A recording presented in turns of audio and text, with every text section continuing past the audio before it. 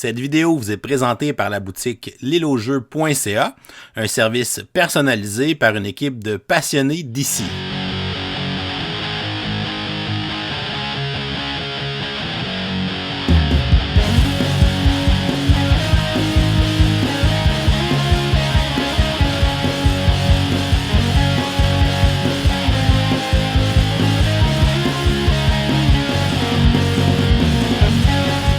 Salut les gamers, bienvenue après ça à Board Game, je m'appelle David. Aujourd'hui à Board Game 101, je vous présente le jeu Harmony, un jeu qui a été édité en 2024 par Libellude et qui est distribué au Canada par Asmodée Canada. On veut d'ailleurs les remercier de nous avoir envoyé cette copie du jeu qu'on puisse l'essayer pour vous le présenter en vidéo.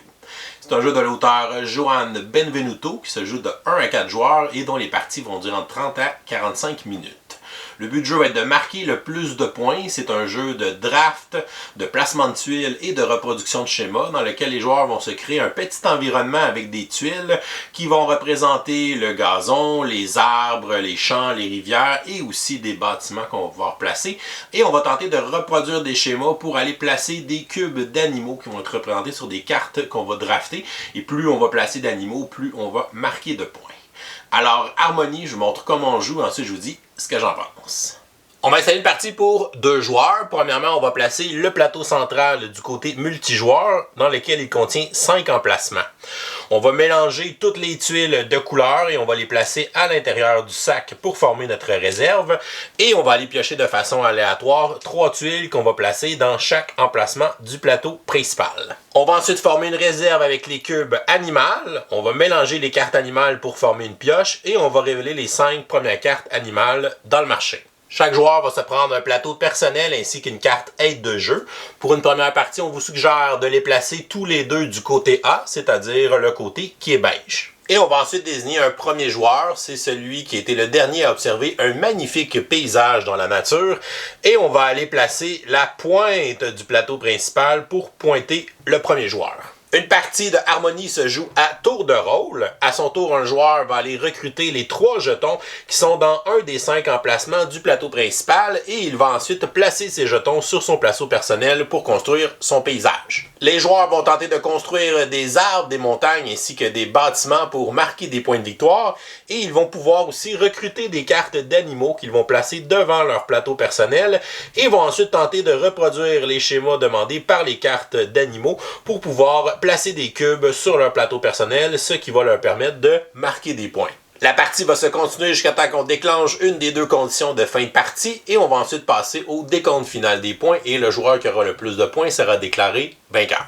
À son tour de jeu, un joueur devra faire une action obligatoire et il peut aussi faire des actions optionnelles. L'action obligatoire est d'aller choisir les 3 jetons dans un des 5 emplacements du plateau principal pour pouvoir les prendre et les placer sur notre plateau personnel en respectant les règles de placement. Le joueur peut aussi faire des actions optionnelles avant ou après avoir placé chacun de ces 3 jetons pour pouvoir soit aller recruter des cartes animales ou bien réaliser des schémas pour placer des cubes animaux sur son plateau personnel. Donc le joueur pourrait décider de prendre les 3 jetons qui sont ici et ensuite aller les placer sur son plateau personnel. La première règle de placement, c'est qu'on peut placer des jetons dans les cases qui sont vides. Donc on peut placer n'importe quel jeton dans une case vide, n'importe où sur notre plateau. Il existe 6 couleurs de jetons. On a les jetons gris qui représentent des montagnes, les jetons bruns qui représentent les troncs des arbres, les jetons verts qui représentent des arbustes ou les feuilles des arbres. On a des jetons jaunes qui représentent des champs, des jetons bleus qui représentent une rivière et les jetons roses qui représentent un bâtiment. Certains jetons peuvent être placés par-dessus des jetons pour former un 2e et même un 3e étage. Par contre, on ne peut jamais placer de jetons par-dessus les rivières, les champs ainsi que les feuilles. On a donc le droit de placer un 2e jeton de montagne par-dessus un jeton de montagne pour faire une montagne de niveau 2. Et on a même le droit de placer une 3e montagne par-dessus une montagne de niveau 2 pour arriver à une hauteur de 3 pour faire une montagne niveau 3. Et le niveau 3 est le maximum qu'on peut atteindre avec une montagne. On peut seulement empiler des jetons gris pour le faire. On peut décider de placer un jeton vert par-dessus un jeton brun pour placer les feuilles d'un arbre. Donc ce sera donc un arbre de niveau 2. Les jetons verts qui sont à un étage seulement sont considérés comme des arbres de niveau 1.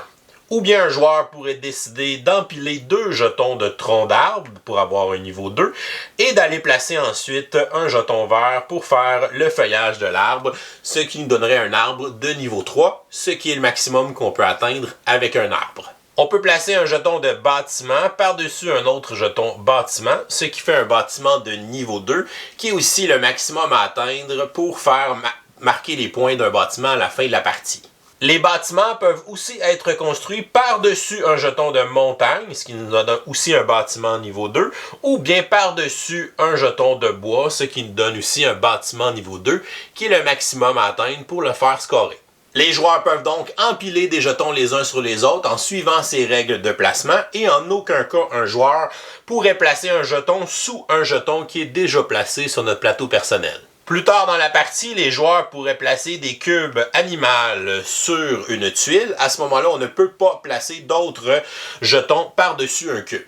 Regardons maintenant les 2 actions optionnelles que le joueur peut faire à son tour de jeu. Il peut faire ces actions optionnelles après avoir placé un de ses jetons et il peut ensuite continuer à placer les autres jetons par la suite. La première action optionnelle est de prendre une carte animale parmi les 5 qui sont visibles dans le marché et d'aller la placer dans un des 4 emplacements de cartes animales devant notre plateau personnel. Par exemple, un joueur pourrait décider de prendre la carte de la panthère et je vais aller la placer dans l'emplacement qui est ici. Et dès qu'on va gagner une carte animale, on va aller placer des cubes animaux sur les emplacements qui sont dans le haut de la carte. Le joueur devra tenter d'enlever ces cubes pour pouvoir marquer les points de victoire qui sont sur la carte. Cette action optionnelle est limitée à une fois par tour, donc un joueur peut seulement recruter une carte animale à son tour de jeu. Si jamais le joueur possède déjà une carte animale dans chacun de ces 4 emplacements devant son plateau, à ce moment-là, il ne peut pas prendre de nouvelles cartes animales tant qu'il n'aura pas complété une. Chaque carte animale va nous donner un schéma à reproduire dans notre paysage pour pouvoir y placer un des cubes animaux et ainsi marquer des points. Comme les cartes animales ont plusieurs cubes animaux, à ce moment-là, le joueur peut reproduire le schéma plusieurs fois et à chaque fois qu'il va le reproduire dans son paysage, il pourra y placer un cube. Donc, regardons la deuxième action optionnelle qui est de placer un cube animal lorsqu'on réussit à faire le schéma qui est demandé par sa carte animale.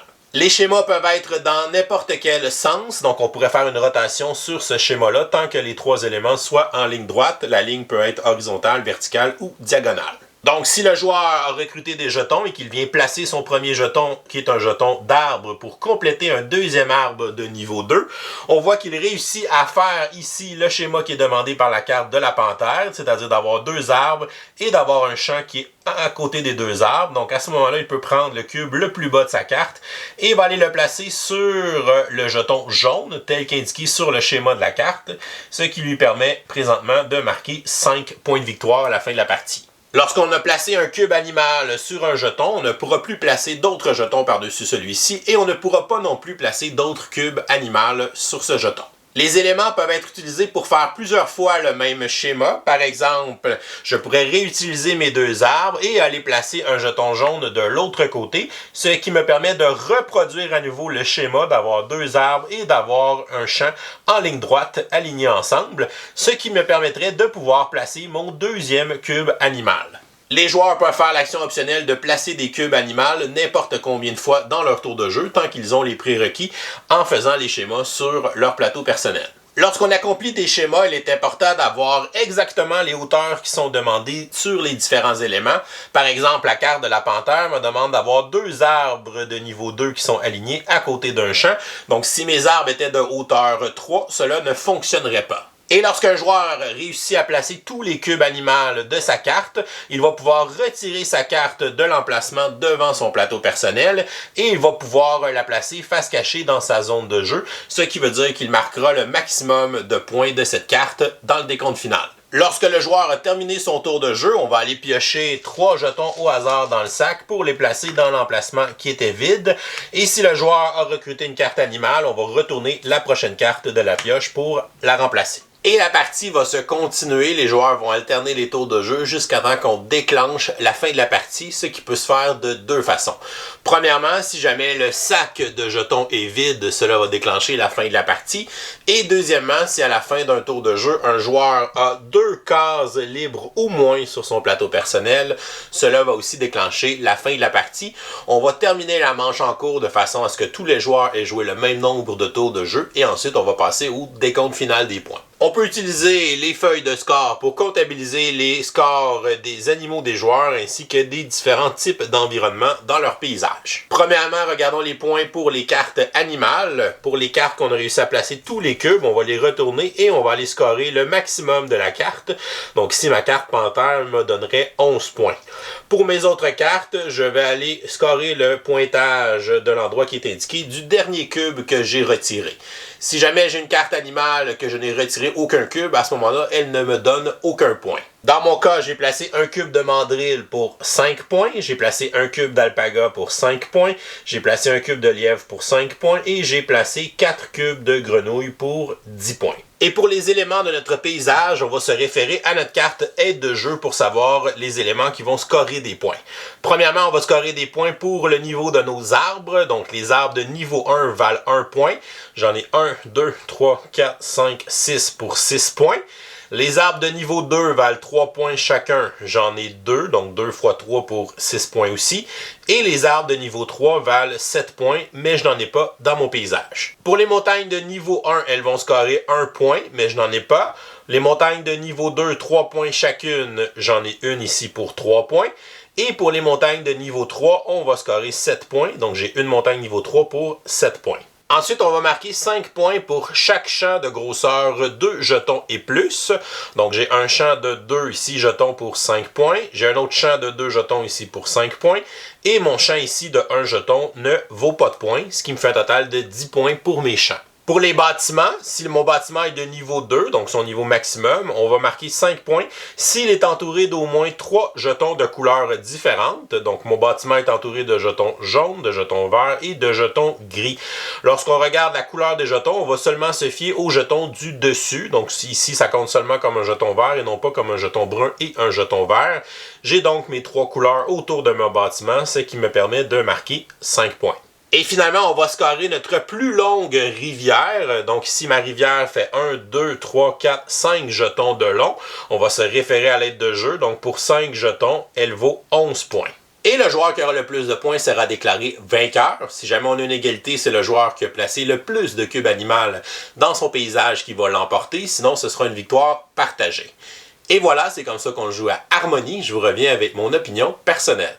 Qu'est-ce que je pense de Harmonie? On va commencer par les côtés positifs. Évidemment, la première chose qui va nous venir en tête lorsqu'on va voir ce jeu-là, c'est la qualité de sa production, le magnifique visuel, donc les cartes animales qui sont vraiment merveilleuses, sont très bonnes à regarder. Donc c'est vraiment un bel univers nature. On sait que c'est vraiment la mode, les jeux nature. D'ailleurs, on vous invite ce vendredi à aller nous écouter sur notre podcast Un Board Game Presque Parfait où on va parler de jeux à thématique nature et pourquoi on pense que c'est populaire cette thématique-là dans les jeux de société de nos jours.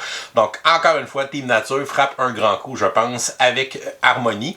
Donc c'est bien illustré, la production, les petites rondelles ici en bois avec les graveurs aussi pour bien reconnaître les différents jetons. Fait que ça c'est bien pensé pour les gens qui sont daltoniens par exemple. Fait qu'on va voir qu'il y a des petites vagues sur les rivières, les petits champs, il y a des petites fleurs de dessinée. Fait que bref, c'est quand même des petits détails qui sont importants puis que ça fait ressortir la beauté du jeu. Donc c'est vraiment un jeu qui a une belle présence sur table, le fait aussi que les jetons s'empilent, on a un petit côté de dimension 3D qui s'installe à l'intérieur, on a l'impression quand on regarde notre plateau à la fin de la partie qu'on a construit un petit paysage avec les petites montagnes, les arbres qui ont poussé, puis les animaux qu'on a placés un peu partout dans cet environnement-là, donc ça donne vraiment vie au plateau, d'avoir les couleurs des jetons, donc c'est très bien coloré, c'est très vivant, et d'avoir aussi les cartes d'animaux devant nous, donc c'est vraiment une belle production niveau nature, niveau thème nature, si vous aimez ces jeux-là thématiques nature, ça va évidemment vous plaire pour tout le côté visuel que ça va vraiment amener. Donc ça apporte beaucoup à la beauté du jeu. Libellude est un éditeur d'expérience, ça paraît dans le livret d'instructions, donc vraiment bien structuré, donc c'est simple, c'est retrouvé, c'est facile à lire, c'est vraiment bien organisé, donc un bon livret de règles, facile à digérer.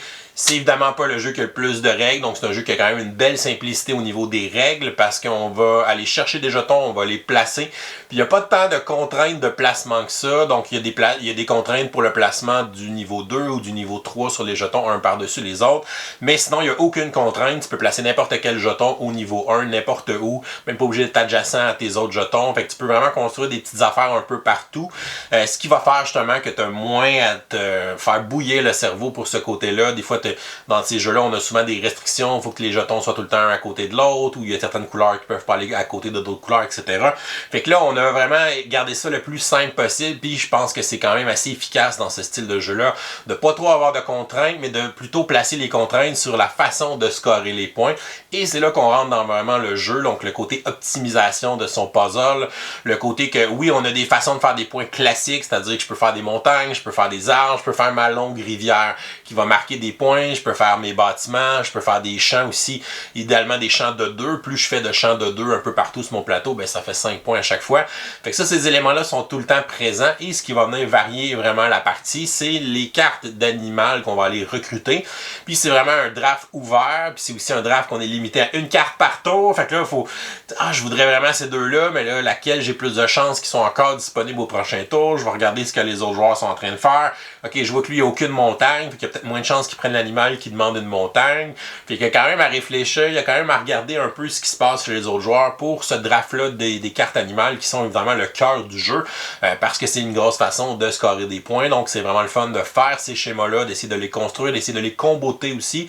Donc des fois, je vais avoir une carte qui va me demander d'avoir 2 arbres à côté de telle autre couleur, mais là j'ai peut-être une autre carte qui je vais réutiliser les mêmes 2 arbres, ou je vais utiliser une carte que je vais pouvoir mettre un jeton sur ces arbres-là parce que c'est pas là que je plaçais le jeton sur mon autre carte. Fait qu'on va essayer vraiment de faire des combinaisons pour essayer d'optimiser l'espace sur notre plateau, puis essayer de réutiliser les mêmes éléments qu'on a déjà placés pour aller placer un maximum d'animaux, évidemment, pour marquer le plus de points. Fait que ça, c'est super stimulant, le côté casse-tête, le côté de construire notre paysage, d'enchaîner les combos avec les animaux et les éléments de scoring classique. Donc, vraiment un beau petit puzzle très stimulant. On a aussi une variante solo, donc on peut jouer au jeu en solitaire. Il n'y a presque rien à changer, c'est juste un mini paragraphe dans les livrets d'instructions. Il va y avoir un petit peu moins de tuiles de disponibles, un petit peu moins de cartes d'animaux de disponibles, puis une façon de les recycler. Donc on va pouvoir avoir un certain roulement pour avoir un peu plus de choix, puis pour sentir une certaine pression. Puis c'est un genre de beat your own score, fait qu'il n'y a pas vraiment de challenge différent, il n'y a pas de règles spéciales. C'est vraiment juste un beat your own score avec ces petits ajustements-là. C'est pas nécessairement le mode solo plus stimulant, mais ça fonctionne quand même. Sinon, il y a d'autres variantes dans le jeu qu'on peut faire pour changer un petit peu nos parties. On a des cartes qu'on appelle Esprit de la forêt. Donc, chaque joueur va commencer avec une carte Esprit de la forêt qui est un peu comme une carte animale. C'est-à-dire qu'on va devoir aller faire le schéma qui est demandé sur la carte pour pouvoir placer le cube. Et une fois que ce cube-là va être placé, ben, cette carte-là, ça va nous donner une façon de scorer des points à la fin de la partie qui est unique à nous. Donc, c'est quand même un objectif, mais pour activer cet objectif-là, il faut que je réussisse à placer l'esprit de la nature dans mon paysage. Fait que c'est quand même le fun, c'est pas nécessairement pour une première partie, donc le temps d'assimiler un petit peu la dynamique du puzzle et tout ça, mais on peut inclure ça dès nos deuxièmes parties sans problème pour ajouter ce petit objectif qui est unique à chaque joueur. Il y a aussi 2 côtés au plateau, donc le plateau est réversible, on a le côté A qu'on vous a montré, et on a le côté B qui est l'autre côté, le côté bleu. Donc le côté bleu va fonctionner de la même façon, il est un peu différent dans son orientation et la seule chose qui va scorer de façon différente, c'est la rivière. Donc du côté A, c'est notre plus longue rivière qui va scorer. Du côté B, on va essayer de faire des îles. Donc, on va essayer de couper le paysage pour faire le plus d'îles possible et plus qu'on va avoir d'îles, plus qu'on va marquer des points. Fait que c'est une autre façon d'utiliser les jetons de rivière. On va plutôt essayer de faire des divisions dans notre paysage pour maximiser cette contrainte de scoring qui est différente pour le côté B. Fait que ça, c'est quand même toujours sympathique d'avoir 2 côtés avec chacun leur petite variante. Pour les côtés négatifs, côté matériel, la seule chose que j'aime pas vraiment, c'est les fameux cubes animaux. Je trouve que ça manque un petit peu de vie, je trouve, par rapport au reste du paysage. Donc le reste avec les beaux jetons colorés, avec les trucs gravés dessus, je trouve que c'est vivant. On sent un petit peu le thème nature, le paysage qui se construit.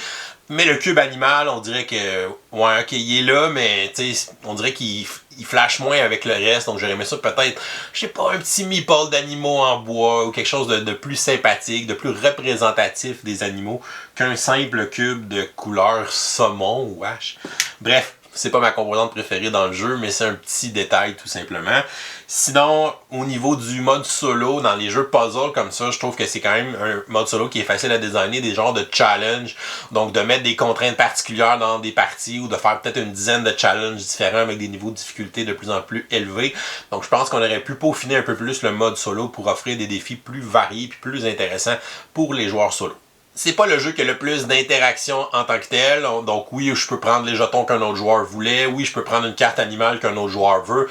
Mais au final, il va réussir à aller chercher d'autres éléments puis construire ses affaires chacun dans son coin. Fait que oui, on peut regarder ce qui se passe un peu, mais au final, on n'a pas tant que ça de pouvoir décisionnel pour essayer d'embêter un peu nos adversaires. Fait que si vous êtes le genre de joueur à aimer mettre des bâtons dans les roues de vos adversaires, c'est pas nécessairement dans ce jeu-là qu'on va le sentir beaucoup. Et dernière chose, c'est pas un jeu que je trouve très original, on va dire, dans son gameplay. On va jouer à ce jeu-là, on va se dire, ok, c'est des choses que j'ai vues plein de fois, de recruter des jetons, de les placer, de recruter des cartes qui sont des objectifs ou des patterns à essayer de reproduire. C'est des jeux qu'on a vus plein de fois, c'est des jeux qu'on en a eu des tonnes, donc c'est pas nécessairement une grosse originalité pour le gameplay en tant que tel.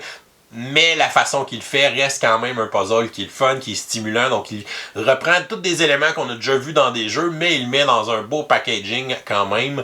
Donc c'est ça, c'est pas un jeu qui va nous jeter à terre par son originalité. Somme toute, Harmony, c'est un bon petit jeu puzzle que j'ai bien aimé. Je vais lui donner une note de B+. Donc c'est un puzzle qui est super stimulant, qui est le fun. C'est un jeu qui a une superbe qualité au niveau de l'édition. Donc Libellude, ça paraît qu'ils sont reconnus comme des jeux comme Dixit. Donc ils sont des jeux qui sont reconnus pour un visuel vraiment magnifique. Donc des jeux comme Belle Présence sur table, des jeux comme Mysterium, des jeux comme Dice Forge. Donc c'est vraiment une bonne qualité de matériel, de production. Puis ils savent utiliser aussi le côté beauté, donc pour faire ressortir le thème qui est, dans ce cas-là, la nature. Donc vraiment, on a une belle qualité d'édition encore une fois. Comme j'ai dit, oui, c'est pas un jeu qui est original, mais c'est un jeu qui prend plein d'affaires qu'on a déjà vues puis qui le met dans un bon petit packaging, une belle petite boîte bien remplie avec du bon matériel et tout ça. Un gameplay qui est efficace, qui est le fun. Le puzzle est toujours stimulant.